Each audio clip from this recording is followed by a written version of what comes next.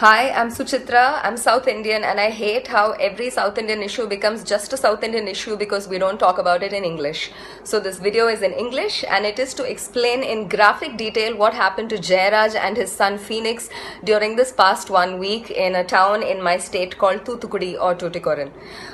This treatment cannot be meted out even to serial killers, and these two gentlemen were completely innocent, and this is what the police did to them. This happened in Tuticorin.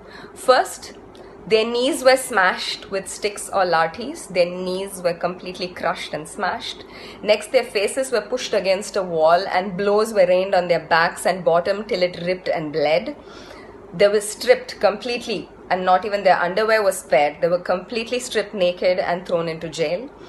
The gates were locked, but we know for a fact that this is what happened behind the gates. They were taken to a spot where there were no CCTV cameras, and steel-tipped wooden lathis or batons or batons or sticks were shoved up their buttholes several times. And there was also a great deal of torture and damage inflicted on their genitalia, because eyewitnesses of the body have stated, they've said that both the genital region and the backside were completely ripped and mangled. Their chest hair was ripped out in tufts. And 3 times during the course of this entire torture, their blood-soaked clothes were sent back to their house and fresh clothes were demanded, and those would go back blood-soaked, and this happened 3 times. After a phony trial with a magistrate, this was arranged by the police, the two were taken back into custody, and 2 days later they've been pronounced dead due to heart failure and fever.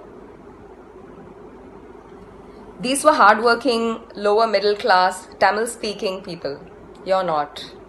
Please tell their story or share this one.